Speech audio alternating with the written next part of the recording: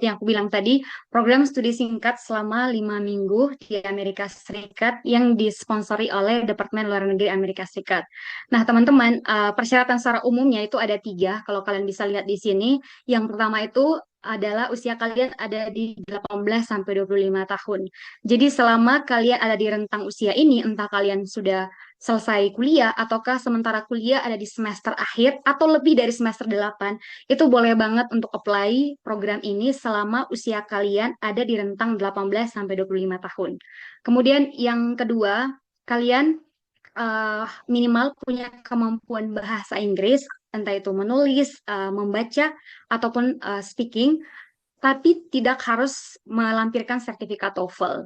At least kalian bisa untuk berbicara bahasa Inggris. Kenapa? Karena kalau kalian lolos selama 5 minggu belajar di USA, kalian harus bicara dalam bahasa Inggris dalam komunikasi dengan teman-teman kalian ataupun dosen selama di USA.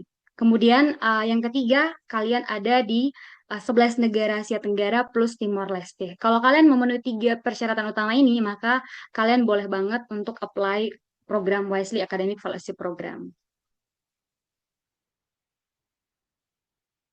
Oke, apa sih tujuan dari program Wisely Academic Fellowship itu sendiri? Sebenarnya tujuan utamanya untuk memperkuat kepemimpinan atau kemampuan memimpin dari anak-anak muda di Asia Tenggara, dan dalam implementasinya kalau kalian terpilih atau teman-teman terpilih, akan ada peluang besar untuk teman-teman belajar dengan anak-anak muda Asia Tenggara lainnya, dan tentunya belajar tentang beberapa tema yang akan saya jelaskan juga setelah ini di berbagai universitas di Amerika Serikat.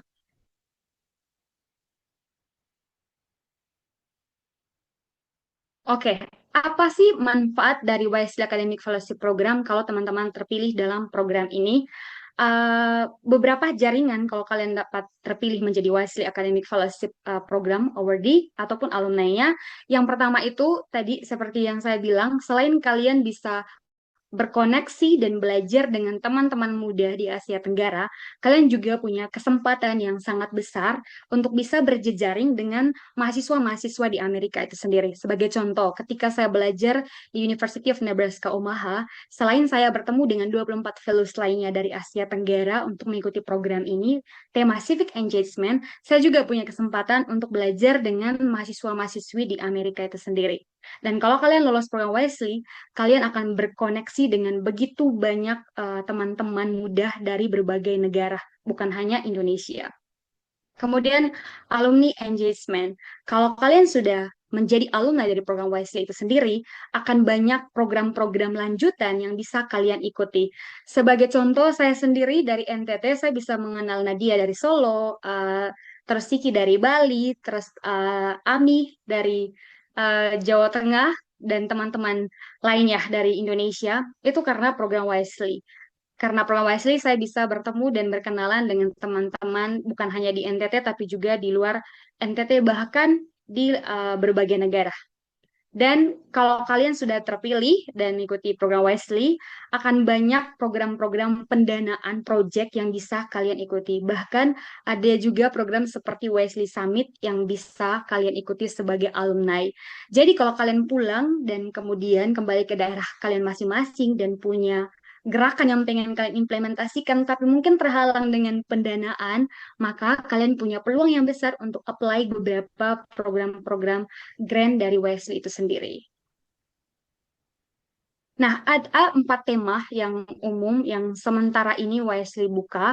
Yang pertama adalah civic engagement yang saya ikuti kemarin, dan program ini tuh kalau misalkan berkaitan membahas topik tentang gerakan-gerakan yang kalian lakukan di komunitas, entah itu skala lokal ataupun nasional yang kalian lakukan di komunitas-komunitas kalian. Sebagai contoh, saya pribadi melakukan gerakan berkaitan dengan peningkatan kualitas pendidikan di pelosok NTT, dan akhirnya karena gerakan saya ini, saya masuknya di civic engagement. Dan kalau kalian terpilih, kalian akan belajar di 3 universitas ini di Amerika. Ada yang pertama Northern Arizona University, tadi Kadivanka, kemudian Portland State University, dan kampus yang saya belajar kemarin, University of Nebraska at Omaha. Nah, untuk Portland State University ini, itu kalau tidak salah, untuk spring keberangkatan kemarin, itu belum masuk, Tapi untuk teman-teman yang berangkat di September mendatang, itu bakal ada juga yang bakal dikirim ke Portland State University. Jadi setiap tema, kampus tempat kuliahnya juga akan beda-beda. Kalau kalian lolos di Civic Engagement, kalian akan belajar di 3 universitas ini. Nah, yang kedua itu adalah natural resources. Nah, tema ini itu berkaitan dengan gerakan-gerakan kalian yang ada di bidang lingkungan. Jadi kalau misalkan teman-teman punya gerakan berkaitan dengan isu lingkungan, kalian boleh banget untuk apply di tema ini. Jika terpilih host university-nya ada 3 ini, California State University, East West Center, dan University of Montana. Yang ketiga, innovation and entrepreneurship. Kalau kalian ada gerakan yang berkaitan dengan wirausaha, kalian bisa apply di tema ini dan 3 university ini menjadi tempat kalian akan kuliah. Yang pertama University of Connecticut, University of Kansas, dan University of Nevada at Reno. Dan yang terakhir, ini tema yang baru yang mulai dibuka sejak application-nya kami di 2025 ini dan juga untuk yang akan datang yang sementara teman-teman ikuti Society and Governance berkaitan dengan gerakan-gerakan teman-teman semua seputar kaitannya atau relasi dengan pemerintah seperti kebijakan-kebijakan publik, bagaimana gerakan-gerakan teman-teman yang kemudian berdampak buat society. Dan kalau kalian terpilih atau lolos, bakal kuliah di 3 university ini, James Madison University, Syracuse, dan Western Washington University. Nah, mungkin ada yang bertanya, pemilihan kampusnya apakah kita sendiri yang pilih? Jawabannya tidak. Yang akan menentukan kalian akan kuliah di kampus mana itu adalah US Embassy dari Jakarta gitu. Jadi misalkan sudah pilih temanya di mana, yang penting kalian sudah tahu tema kalian, your host university-nya akan disesuaikan dengan tema kalian dan ditentukan oleh US Embassy, bukan kalian sendiri yang pilih gitu. Oke, mungkin itu sekilas gambaran tentang program Wisely Academic Fellowship Program. Untuk lebih lanjut teman-teman terkait apa itu Wisely dan sebagainya, jika ada yang belum saya lengkapi, kalian bisa banget untuk langsung kunjungi Instagram dari Wisely itu sendiri. Ketik saja Wisely Academic Fellowship Program di Google, maka kalian akan diarahkan ke website resminya dan di situ semua informasi umum akan kalian akses dengan sangat gratis, termasuk saat kalian mau apply. Dalam proses persiapan teman-teman untuk apply, kami akan berusaha untuk berbagi tentang pengalaman kami. Oleh karenanya, kami menginisiasi program mentoring session ini dan mentor yang akan membersamai perjalanan atau perjuangan teman-teman ada tadi kalian suka kenal Kak Kanada, Genada, Kakak Amir, Kak Josan yang mungkin belum berkenalan. Kalian bisa lihat di sini mentornya. Dan ya, ini ya that's all. Sampai jumpa di sesi mentoring. Terima kasih. Saya kembalikan ke Nadia. Never said that I found one. Terima kasih Shena. Wow, materi yang sangat menarik sekali. Mungkin teman-teman ada sebagian informasi yang sudah pernah dibaca gitu di website, tapi pasti juga ada informasi yang baru gitu ya tentang apa sih Wisely gitu secara garis besar.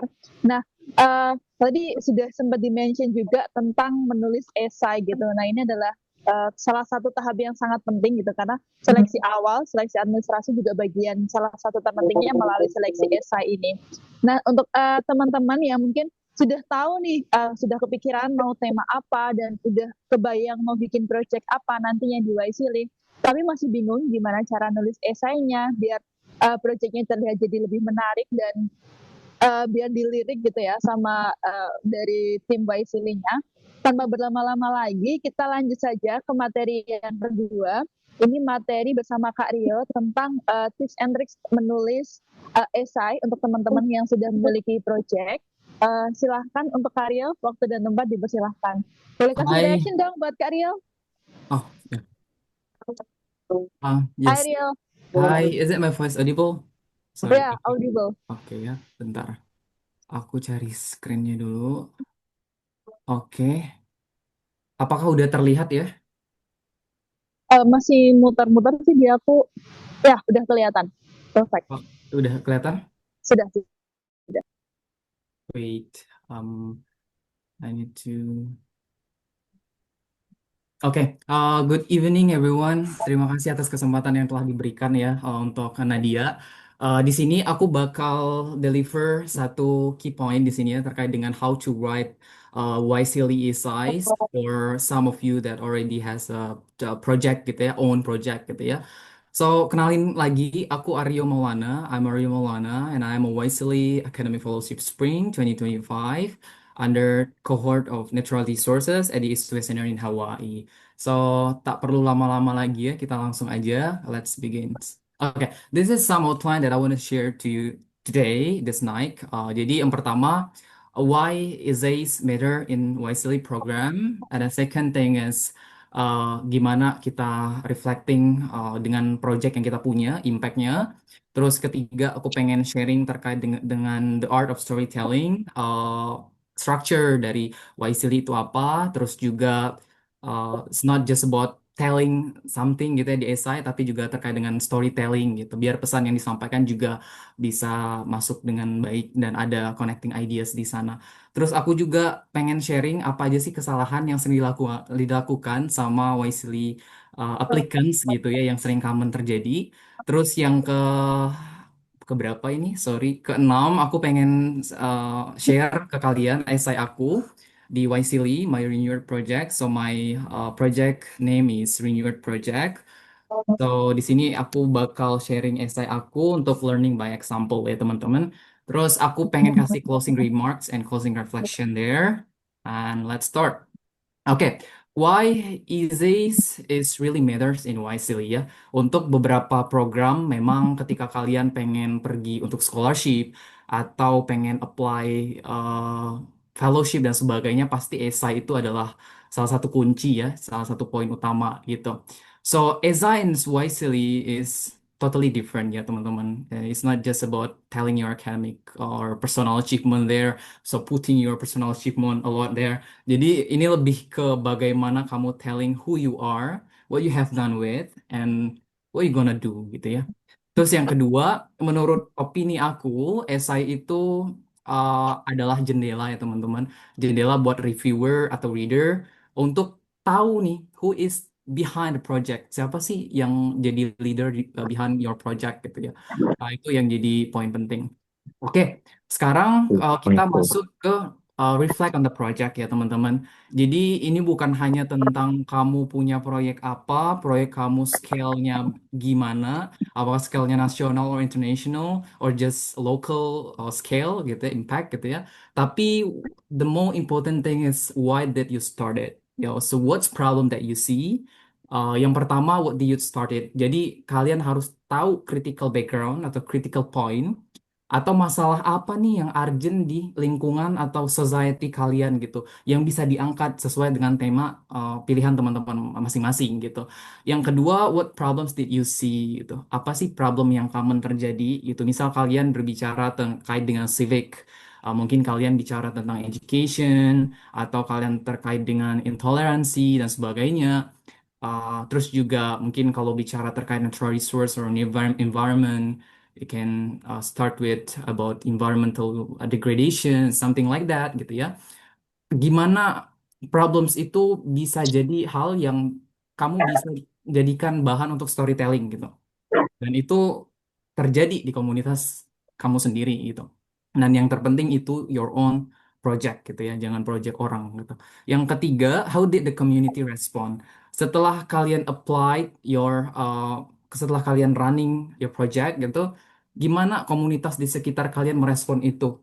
Apakah mereka dapat impact positif, atau dapat impact negatif, atau dapat impact uh, yang bisa di-develop lagi atau gimana gitu?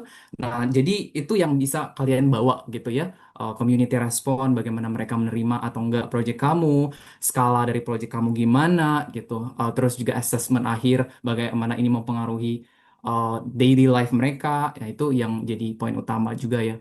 Yang ketiga, what values guide your leadership. Jadi berbagai connecting ideas yang kalian start dari problems that you see tadi, itu bakal showing your leadership style gitu ya teman-teman.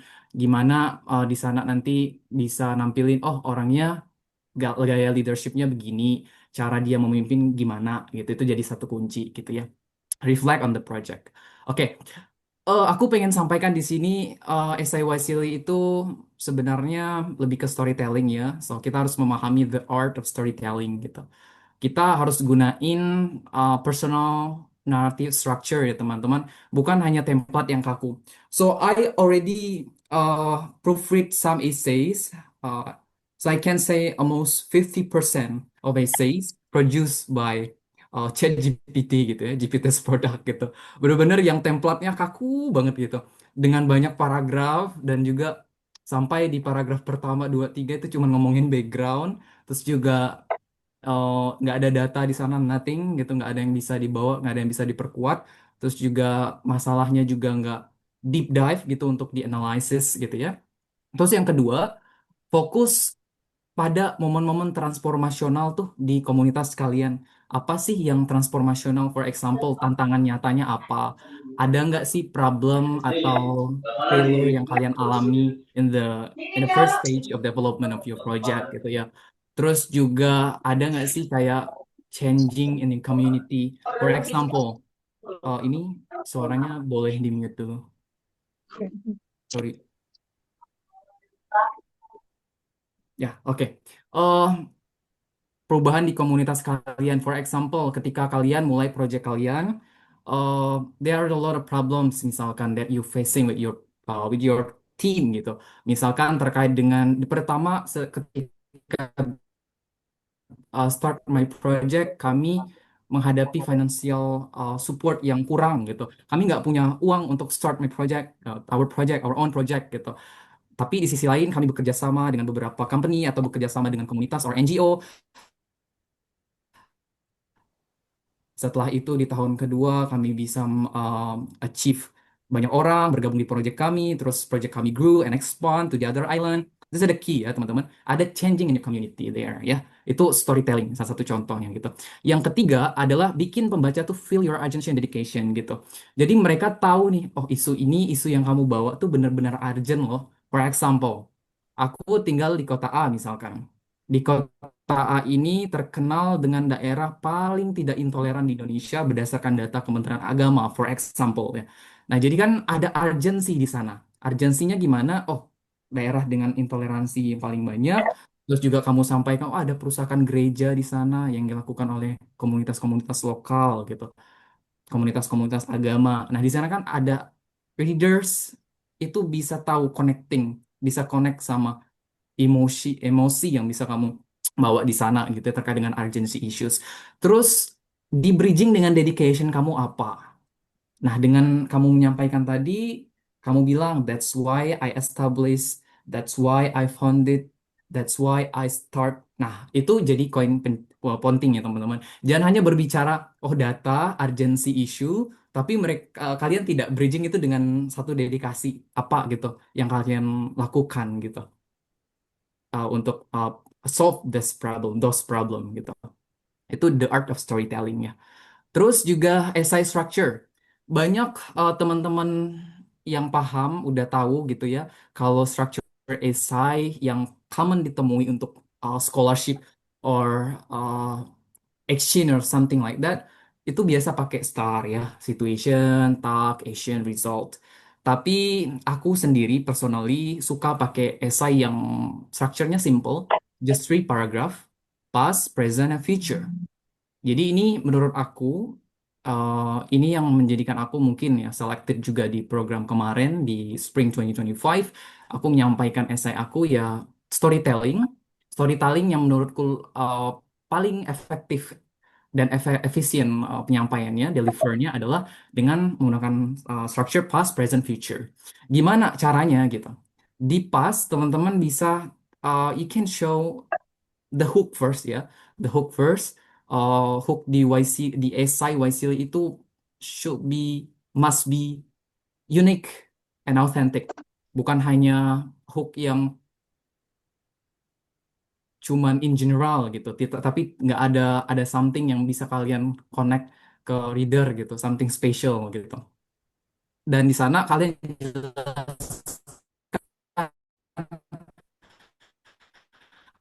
akar motivasi mana kalian daerah ini, kalian daerah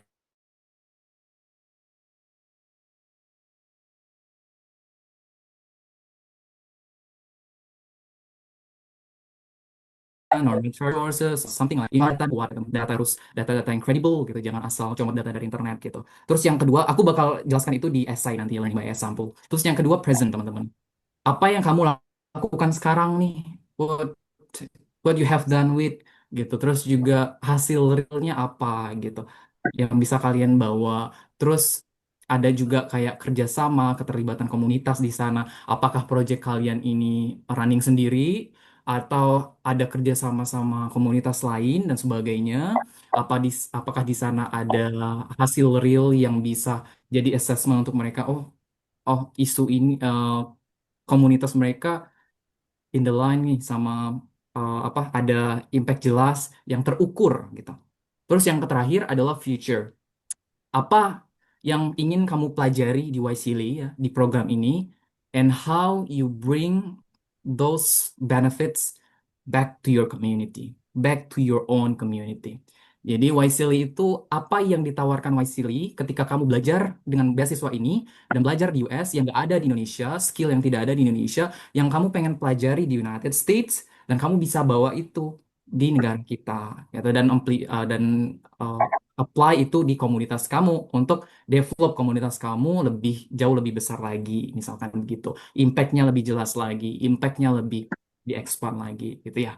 Oke, sekarang common pitfalls ya. Jadi ada beberapa kesalahan yang sering terjadi gitu ketika aku sempat mention tadi kalau aku udah proofread sekitar sekitar if I'm not mistaken ya sekitar 20 SI gitu. Nah, di sana banyak sekali yang aku bilang tadi GPT's product gitu. Please use please using your own idea, teman-teman. Jangan terpaku ke AI gitu. Jadi banyak mungkin kalian chat di ChatGPT cerita tentang isu ini apa isu yang common terjadi di daerah saya, tolong buatkan esai. Itu salah satu apa ya, teman-teman nantinya bakal struggle ya di interview, terus juga kalian bakal struggle ketika kalian dapat beasiswanya, kalian do nothing gitu nanti di apa scholarshipnya gitu ya. Kalian nggak tahu apa yang kalian bawa, kalian nggak tahu apa yang kalian Okay. pengen So pelajari let's say, gitu. Miss Jadi Ega, what do you think nothing about this gitu. question, Miss Ega?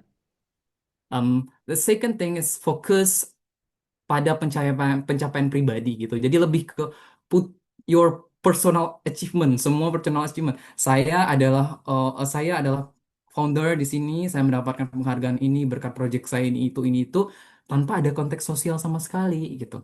Saya ini bukan ajang untuk share your personal achievement. Siapa yang paling bagus, dia yang kepilih. Enggak sama sekali. Wesley tidak seperti itu, teman-teman. Jadi mereka mencari orang yang terkadang pencapaiannya kecil, small project in a local stage, tapi ada something special or social context yang mereka bawa gitu. Itu yang bikin esai mereka outstanding gitu ya. Fokus pencapaian pribadi itu I'm not argue with that ya. And the last thing, terlalu banyak jargon atau buzzwords gitu ya. Jadi banyak sekali esai. Kadang ketika aku bilang teman-teman harus delivernya pakai hook ya, malah dia revise-nya terlalu banyak kata-kata. Oh, saya tinggal di daerah dengan polusi udara ini. Udaranya masuk ke hidung saya dan itu mempengaruhi kesehatan nenek saya.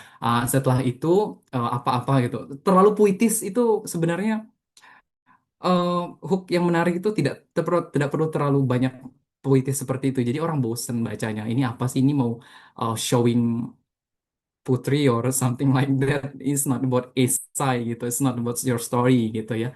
Itu yang common pitfalls yang sering terjadi ya di esai-esai Silly ya that applicants going on. Terus learning by example. Let's learning by example, learning by doing ya. Oke, pas background critical issues, aku nggak bakal share seluruh esai aku di sini, tapi aku cuman bakal share ke kalian esai pertama aku di program ini. So please just screenshot for reference. Jangan kalian generate di ChatGPT esai aku bikin seperti ini, nggak boleh. Itu I'm not good with that ya teman-teman. Jadi ini esai aku yang kepilih kemarin di YSEALI, tapi esai pertama aja ya, esai di pertanyaan pertama. Oke, aku pakai 3 structure tadi, past, present, and future. Past for background, critical issues. Oke, in the first hook aku bilang kayak gini. In the city built around the oil industry, I'm responsible for saving my environment. Just simple like that. So growing up in Balikpapan is Kalimantan, a region where fossil fuels shape the landscape and economy. I witnessed firsthand how those industries have affected our air, water, and climate. This was not just about global issue, but it was happening right in front of my eyes, sparking my passion to lead a movement for change. That's why I established the Renewed Project in 2022 when I was 17, a community-based initiative focused on renewable energy, sustainable waste management, and climate education for children. We collaborate with companies like Pertamina to implement grassroots solutions that foster real local impact. One of our greatest achievements is solar energy project that powers 95% of homes in the community in West Balikpapan. Demonstrate how we can balance economic development and environmental responsibility. Oke, mari kita analisis satu persatu. Elemennya apa dulu? Pertama, contextual hook, teman-teman. Aku buka di sini dengan Balikpapan is Kalimantan. Aku bilang satu kota build the oil and gas industry. Coba kalian baca ya. In the city built around the oil industry. Jadi I'm responsible for saving my environment. Jadi nanti reader itu bakal lihat in the city built oil and gas industry. Oke, anak ini lahir di kota dengan industri minyak. Terus apa dia bilang I'm responsible for saving my environment? Pasti ada something yang terjadi gitu. Nah, jadi mereka penasaran kan, curious gitu. Mereka lanjut sentence kedua, sentence ketiga, akhirnya sampai paragraf terakhir mereka baca. Ya, sama kayak CV. Oh, kalau baca CV kalian teman-teman banyak kebanyakan itu cuma di 30 detik awal. Kalau 30 detik awal mereka baca dari awal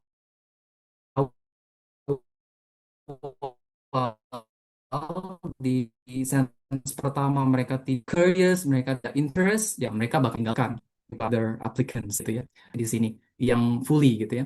Jadi ada apa transisi kata di sini. That's why I established setelah menjelaskan permasalahannya, udah di deep dive, terus juga connect sama tentang kondisinya apa, the common issues, terus dibilang that's why I established. Ini showing komitmen kamu ya untuk uh, project kamu. Terus yang keempat, aku bilang project grassroots tapi scalable. Renewed ini inisiatif kecil ya teman-teman, tapi aku sebut berkolaborasi dengan Pertamina, which is itu oil and gas company, the biggest oil and gas company in Indonesia. Jadi ini ada implicate, oh ada nih kemampuan mobilisasi lintas sektor, ada kerjasamanya di sini. Jadi esanya makin kuat nih, projectnya juga makin kuat, makin kredibel gitu. Terus yang terakhir, impact kuantitatifnya apa gitu. That's power 95% of homes gitu ya teman-teman. Angka penting, data penting. It really matters for Wisely ESA ya teman-teman. Jadi ini ngubah tuh dari narasi awal tadi yang banyak cerita, terus makin yang awalnya inspiratif jadi makin inspiratif dan meyakinkan lagi gitu. Jadi reviewer bisa ngukur nih, oh dampak realnya gini gitu. 95% homes, oh berarti ini setingkat kecamatan tapi bisa memberikan energi di hampir 95% rumah tangga di sana. Jadi kan ini kayak impact-nya jelas gitu, real gitu. Oke, let's move to the second paragraph. Present, what you have done with. Nah, di sini aku langsung ke elemen ya teman-teman, karena waktunya juga mungkin nggak cukup ya. Elemen nilai kepemimpinan, aku di sini bilang bahwa real lasting change comes through empowering communities. Ini ada nunjukin refleksi mendalam, jadi bukan sekedar just program atau apapun itu gitu ya. Jadi ada yang mendalam lagi nih, ada deep dive reflection. Terus yang kedua, aku juga when I met with local children, ini tuh kata-katanya deep ya teman-teman. Ini soft, humble, and relatable gitu. Jadi reviewer tuh sebenarnya kalau storytelling tuh suka cerita yang down to earth, turun ke tanah gitu. Yang kayak gini. Apakah oh berarti orangnya oh projectnya bukan hanya skalanya oh top aja tapi langsung ke bawah banget gitu. Terus yang ketiga ada narasi growth di sini, growth narration. Jadi ada aku bilang dari ngobrol bukan tentang cuman ngobrol anak-anak selesai enggak, tapi ngobrol anak-anak itu terus abilitas organik dan kepemimpinan progresifnya lebih ini awareness di sana. Terus terus juga uh, excluding Renew Earth, aku sebut ada Speak Here, Energy for Me. Jadi aku nggak berfokus ke external communities aja. Aku bilang di kampusku juga berbicara Speak Here, dan selanjutnya aku tergabung dengan organisasi ini di ITB and more. Ada konsistensi lintas peran dan ada ekosistem yang lebih besar yang kamu bisa sowing di sini. Terakhir ada soft skill kamu yang aku tegasin di sini. Jadi aku nggak bilang cuma reflektif juga bahwa aku juga ngembangin leadership di sini, bisa teman-teman lihat di sini, but also enhance my leadership, teamwork and communication skill. Jadi ini 3 poin penting yang dicari sama Waisili. Dan ketika kalian put itu dengan background yang tadi, dengan critical issue yang tadi, dengan real impact tadi, bakal bikin esai kalian makin kuat. Ketiga, feature expiration. Aku bakal lebih cepat lagi ya ini teman-teman karena waktunya sedikit. Nah, oke, elemennya di sini aku bilang bahwa how I can support and contribute to grow. Aku bilang ada komitmen untuk balik, terus juga aku bilang individual for diverse backgrounds. Aku terbuka dengan pengetahuan-pengetahuan baru yang diverse. Ini nunjukin bahwa program Wasil itu kan memang diverse. Mereka nyari orang yang diverse background dan bisa collaborate each both Southeast Asia and American States gitu. Nah, ini bisa jadi connecting point ya. Terus yang keempat, ada aku bilang, I'm confident I'm ready, gitu. Nah, ini tuh hal yang sebenarnya simple, just I'm confident I'm ready, tapi ini tuh balance banget, teman-teman. Jadi, mereka tahu tuh kamu siap, tapi kamu tetap punya growth mindset yang mendalam, gitu. Dan terakhir, kamu punya latar kuat, pas, yang tadi structure kedua, ada sedang aktif melakukan project, dan kamu tahu tujuanmu tuh apa, gitu. Terus structure ini bisa bikin reviewer makin percaya tuh sama kamu. Oh, orang ini kalau dikasih fellowship wisely bakal gunain sebaik mungkin gitu. Oke, the last things is your story is enough, everyone. Kalian nggak harus jadi CEO, nggak harus jadi CPO, nggak harus jadi em, apa ya, nggak harus jadi chief apa gitu ya secara nasional, internasional event, or harus jadi aktivis nasional dulu untuk mulai project, nggak perlu. The most important things is kamu paham kenapa kamu melakukan sesuatu, doing something, dan kamu punya mimpi yang jelas soal dampak yang kamu lakukan itu, yang kamu harapkan itu, gitu ya. The more you learn, the more you realize how much you don't know. Okay, okay. This the last things. Thank you so much for this time. Thank you so much again for some of Waisili Fellows here. So, teman-teman yang mungkin karena aku masih ada fellowship, ada mentorship lagi setelah ini, teman-teman bisa cek atau reach out aku di LinkedIn dengan nama Aryo Maulana atau di Instagram aku di Aryo Rizai. So, thank you Nadia. Oke, thank you ya. Wow, materi yang sangat menarik banget ini. Tentang membuat esai gitu ya. Ternyata membuat esai nggak harus yang kayak muluk-muluk atau yang harus sesuatu yang besar atau mungkin sesuatu yang puitis dan berparagraf-paragraf, tapi lebih bagaimana kita mengenalkan apa yang sudah kita lakukan dan apa yang akan kita lakukan. Jadi mulai dari diri kita sendiri lagi gitu ya. Menarik banget. Thank you Rio untuk materinya. Kita lanjut lagi untuk materi yang terakhir untuk teman-teman yang mungkin ada pertanyaan untuk Shena atau untuk Rio terkait Aku banyak ikut Waisili atau kompetisi terkait tapi jurusan. jadi Sorry, kayak berulang kayak dia ngasih tahu contoh esainya kayak gimana terus boleh di mute terlebih dahulu. Host boleh nggak tolong di mute? Oke, nanti teman-teman yang sudah punya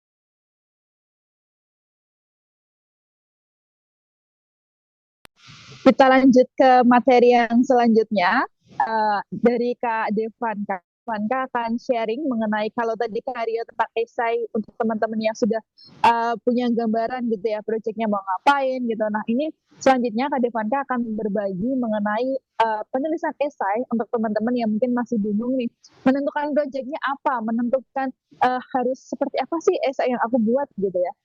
Kak Devanka sudah terhubung semua. Hai. Halo semuanya, Oke, apakah suaraku masuk? masuk Devanka. Oke Devanka, Oke. waktu dan tempat dipersilahkan. Boleh kasih direksi Oke. dong Devanka? Yes, bentar ya, aku mau share screen.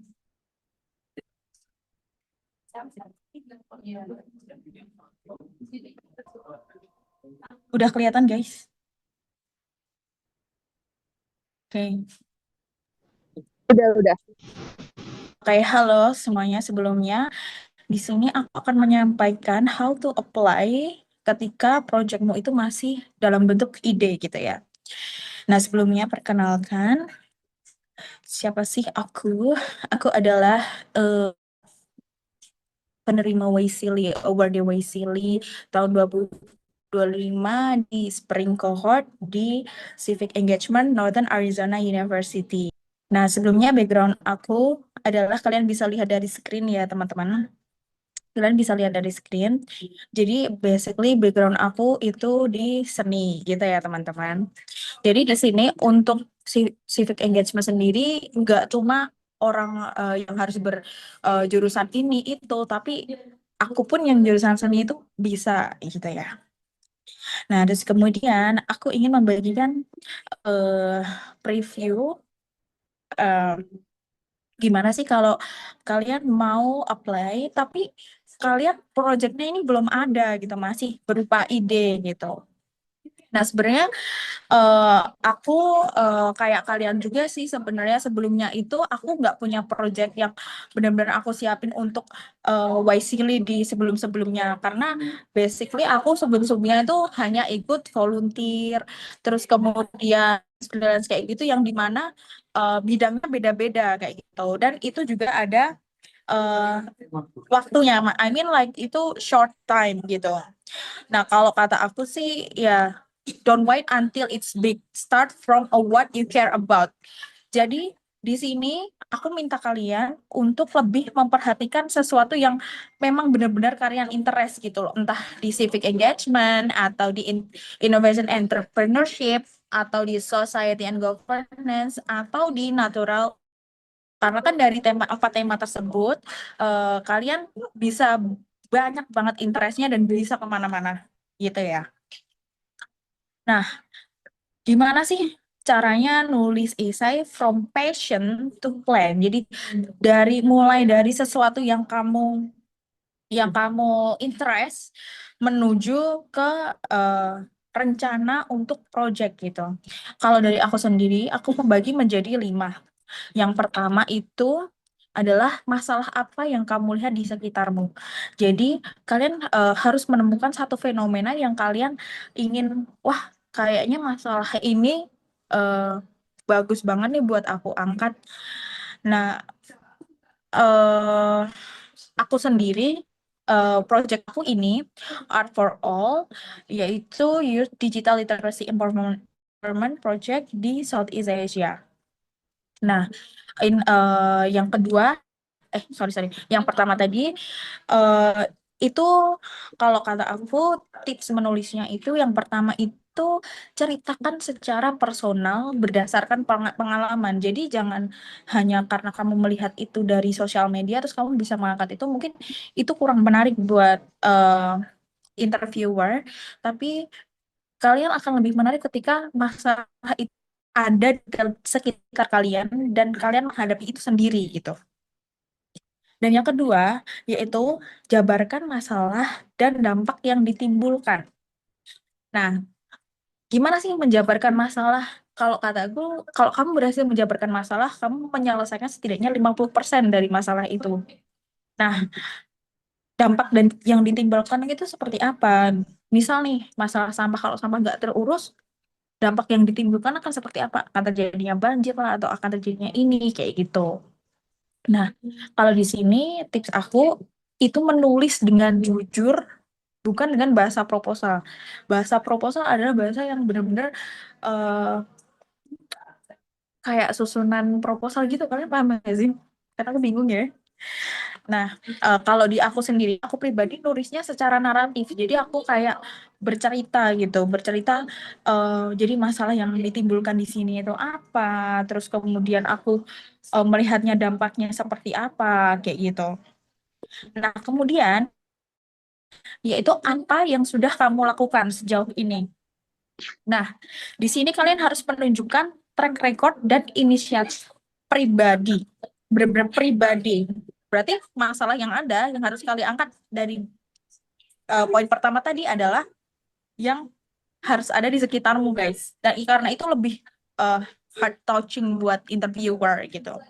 Nah, dari yang ketiga ini kalian bisa korelasikan kayak program studi kalian atau mungkin pekerjaan kalian sekarang dengan apa yang akan kalian lakukan pada project selanjutnya yang akan kalian buat kayak gitu. Kayak contoh nih, kalau di aku ingin pemberdayaan masyarakat melalui kesenian dan ekonomi kreatif.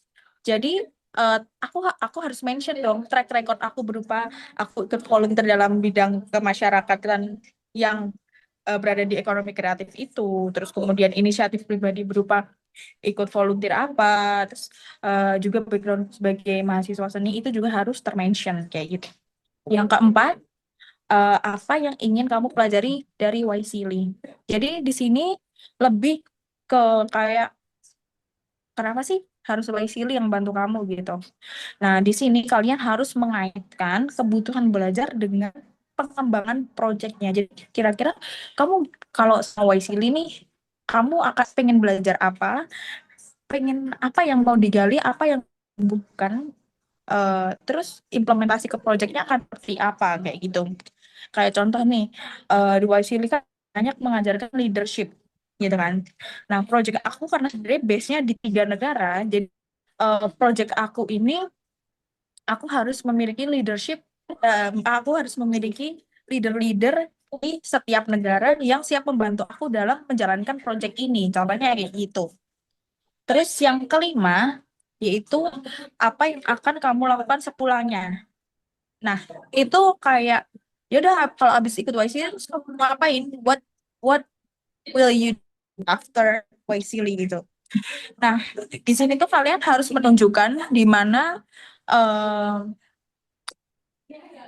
niat dan kemampuan kalian itu kalian benar-benar willing to learn, willing to grow, willing to lead eh, di proyeknya. Kayak contoh nih, misal ke depan kalian mau eh, nantinya saya akan bla bla bla bla kayak gitu biasanya.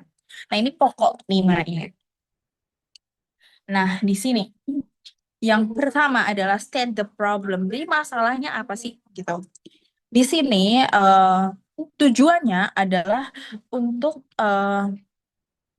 mendapatkan attention dengan sesuatu yang real dan personal. Jadi nggak cuma masalah yang ada, tapi kaitkan interest pribadi kamu sama problem itu. Kayak semisal aku interest pribadinya di bidang seni, nah problemnya kemudian di masalah anak muda yang sekarang ini jarang banget preserve tradisional karena dianggap udah lalu kayak gitu-gitu kan. Karena eh, sebenarnya kalau tradisional ini hilang, Indonesia sebagai negara yang berbudaya akan hilang juga gitu. Contohnya seperti itu. Nah, di sini tips aku adalah yang pertama, tulis isu nyata yang kamu temui di lokal maupun ASEAN. Kalau ASEAN tuh lebih bagus lagi sih. Tapi kalau lokal, mungkin kalau aku sih, aku mulai dari lokal ya. Karena project ini belum ada satu. Project ini yang belum ada, jadi aku harus mulai dari sesuatu yang kecil dulu. Karena takutnya, kalau misal aku udah mention sesuatu yang bersifat ASEAN, kayak gitu-gitu, eh, terlalu besar dan terlalu terlihat imajinatif, kayak gitu. Terus yang kedua, hubungi dengan pengalaman kamu. Kayak aku mention sebelumnya ya. Terus yang ketiga, gunakan gaya yang reflektif dan aktif gitu. Maksudnya aktif di sini adalah seperti yang aku mention tadi, kalian harus benar-benar bercerita. Jadi esai ini bukan esai yang benar-benar akademik atau gimana, tapi kalian memang harus benar-benar bercerita. Masalah yang ada di sini itu seperti ini. Sedangkan aku sebagai mahasiswa seni ingin menyelesaikan masalah ini kayak gitu. Karena kalau masalah yang tidak terselesaikan, dampaknya akan seperti ini kayak gitu. Nah, contohnya itu bisa dibaca di bawah ya, guys. Mungkin bisa dimulai dengan one of the challenge I am deeply passionate about addressing in my community and the broader Asian region is the erosion of cultural identity among youth. Kayak gitu. Itu contoh. Contoh kalian bisa memulai dengan kalimat-kalimat kayak gitu. Kalimat yang menyatakan di mana oh problemnya tuh di sini gitu. Nah, kemudian lanjut ya teman-teman di bagian analisa masalahnya. Kayak yang aku mention tadi, menganalisa masalah itu udah menyelesaikan 50% masalahnya. Nah, di sini kalian harus menjelaskan konteks secara sosial atau budaya dan menambahkan data atau contoh atau fakta dan pengalaman nyata yang kalian alami. Dan lagi hindari bahasa klise. Bahasa klise itu apa? Bahasa yang belibet. Kalian ya imajinatif gitu menurutku klise sih gitu. Nah, di sini menganalisa problem itu sebenarnya susah-susah gampang ya. Dalam artian masalahnya nih ini anak-anak muda kurang preserve traditional art. Nah, kira-kira kurang preserve-nya kenapa? Nah, di situ adalah proses kita menganalisa masalahnya gitu ya. Nah, di paragraf ini kita bisa pakai contohnya itu di seperti yang ini. In Indonesia, this issue is particularly visible, bla bla bla, dan lain sebagainya. Ya, teman-teman. Terus kita lanjut ke nomor 3. What you've done so far. Nah, kenapa sih kamu harus menyebutkan ini? Karena tujuannya itu bahwa kamu harus menunjukkan bahwa kamu itu peduli, kamu bertindak, enggak cuma kamu peneliti itu melihat dari sudut pandang kamu, tapi kamu ingin mengubahnya. Gitu. Ingat, kalian itu change maker, pembawa perubahan. Nah, di sini itu tips aku, kalian bisa mention program, project, si volunteer yang pernah kalian lakuin. Atau kalian bisa korelasiin dengan jurusan program studi kalian, yaitu. Nah, di sini kalian harus nunjukin gimana kamu ngegabungin apa yang kamu punya sama sesuatu yang akan kamu kerjakan atau project ini gitu. Terus juga gunakan bahasa yang aktif bukan pasif, dalam artian kamu harus lebih menggunakan bahasa yang saya ingin apa kayak gitu-gitu. Nah, contohnya bisa dilihat di sini. As an artist and community arts practitioner, I see art as a powerful tool, blah blah blah. Through my work, including the Art for All initiative, blah blah blah. Kayak gitu. Jadi kalian harus pinter-pinter nih nge-mix and match apa yang kalian punya sama program yang akan kalian lakukan ke depan. Nah, kalau nggak ada korelasinya gimana? Harus cari. Pasti ada. Pasti ada. Karena sejauh ini aku yang paling jauh, karena ini kan gimana ya, civic engagement dengan seni. Itu aku rasa jauh dan nggak banyak orang bakal notice itu. Tapi aku nemuin bridge-nya, aku nemuin jembatannya kayak gitu. Oke, selanjutnya yaitu why silly matters to you. Nah, ini tujuannya apa? Supaya kalian bisa menjawab pertanyaan dari interviewer yang nanti, kenapa harus kamu? Dan kenapa harus sekarang? Gitu. Karena kan kalian banyak ya dengar cerita mungkin dari beberapa teman-teman mentor di sini yang YCL-nya itu 4 kali ketolak, 2 kali ketolak, 3 kali ketolak, dan fun fact-nya aku one shoot langsung berangkat gitu. Nah itu kalian harus benar-benar menjelaskan ya kenapa kamu dan kenapa harus sekarang, kenapa nggak tahun depan aja, kenapa nggak tahun depannya kayak gitu. Kalian harus benar-benar nyari bridge di mana kalian bisa menjawab pertanyaan why you and why now. Nah, kalau tips aku yaitu kaitin antara kebutuhan pribadi dengan konten program. I mean, kenapa kamu seni harus ke civic engagement? Terus ke depannya dampak seperti apa yang ditimbulkan? Apakah lebih besar kalau kamu masuk ke society and governance atau lebih besar kalau masuk ke natural resource, karena kan kalian harus milih 2 tema utama ya kan. Nah, di situ aku menulis juga yang pertama aku civic engagement, yang kedua natural resource karena aku sangat menyukai lingkungan. Namun aku rasa bridging ke natural itu jauh banget. Seni cuma bisa jadi eh, bridge as advocate sebagai advokasi untuk menyampaikan isu doang. Tapi kalau di civic engagement, seni itu bisa berperan sampai menyeluruh ke masyarakatnya gitu. Nah, di sini kalian bisa baca contohnya kalimatnya adalah participating in YSEAL Academic Fellows Program will be a transformative step in that direction bla bla bla. Kayak gitu. Kalian bisa mencontoh kalimat-kalimat awal ini, tapi please tolong kalian membuat ya parafrase itu lah gitu. Nah, kemudian yang terakhir yaitu future vision. Jadi kalau habis ikut Waihidas, kamu mau ngapain? Kayak gitu kan. Nah, hal ini untuk menjawab kayak so what gitu. So what, apa yang akan kalian terus kalian mau ngapain gitu. Jujur aku pribadi setelah ikut YSL aku malah justru kayak merasa kayak kosong, sempat merasa kosong karena eh, udah ya. Ya, tapi ada yang harus aku lakukan berupa apa?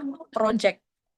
Setelah pulang dari Wasili, aku mengadakan project bersama teman-temanku seniman-seniman muda di coffee shop untuk menyelesaikan masalah yang dari awal aku sebutin tadi. Ini future vision, tipsnya kalian harus menceritakan apa yang akan kamu lakukan sepulang dari program. Usahakan ceritanya itu konkret dan realistis.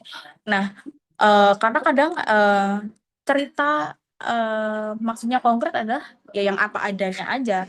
Jangan dibuat-buat karena kalau dibuat-buat nanti terkesan imajinatif dan kayak orang bakal ngelihat as interviewer, orang bakal melihat kayak oh ini kayaknya impossible deh kalau dia mau menjalankan project di 10 negara misalnya seperti itu.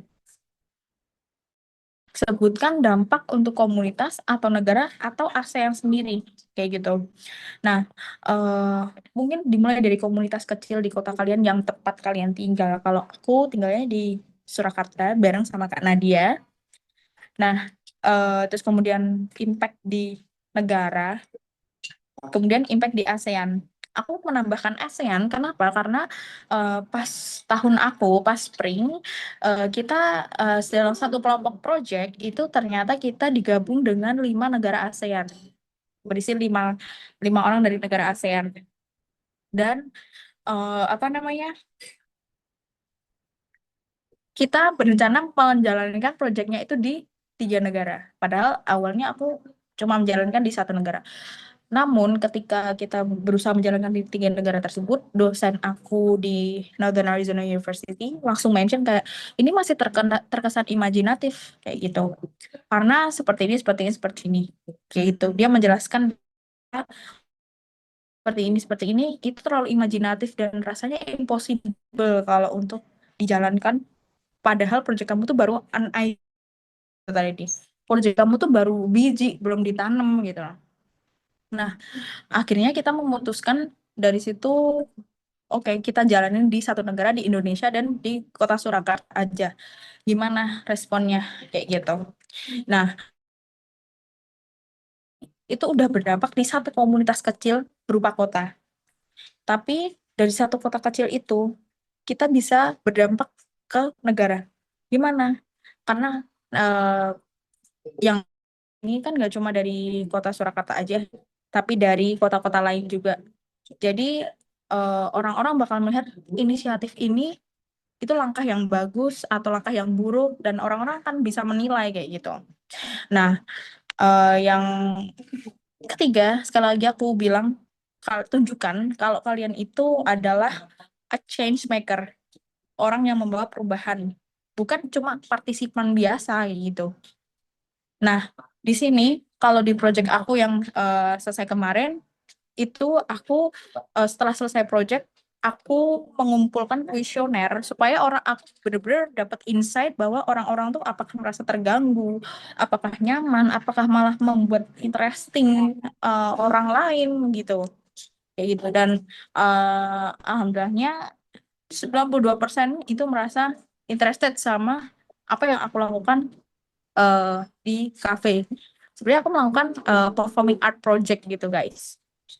Nah, contoh kalimatnya itu mungkin dari I envision building a sustainable network that bla bla bla. Karena di sini bakal dilihat juga apakah project kalian tuh bisa sustain atau cuma sekali udah kayak gitu. Karena kan jujur banyak melihat teman-teman YSEALI tahun-tahun sebelumnya juga projectnya kebanyakan dikasih grant nih. Udah deh jalanin project udah selesai. Nggak nggak jalan lagi ke depannya. Nah, di section ini YSEALI banyak melihat bahwa sampai mana kan sustain gitu kayak gitu. Terus kemudian nah ini adalah kata-kata hari ini, bos. You don't have to be perfect, just be real and ready. Ya, karena jujur tadi ya, project ini belum ada dan baru sebatas ide. Kalian harus sadar bahwa ide kalian tuh sebiji doang gitu. Gimana caranya kalian dari biji bisa jadi tunas?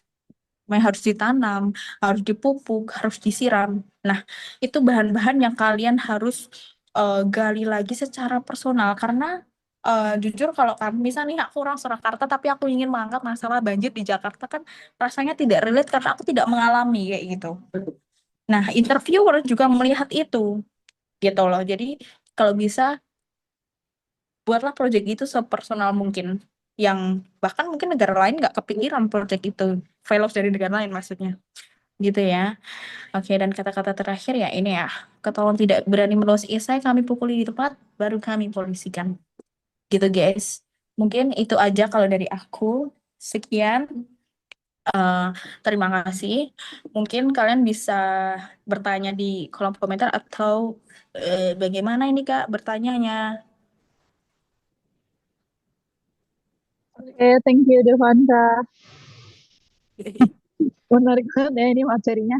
Jangan dipolisikan dong Kak, please takut banget nih ya. Oke, teman-teman,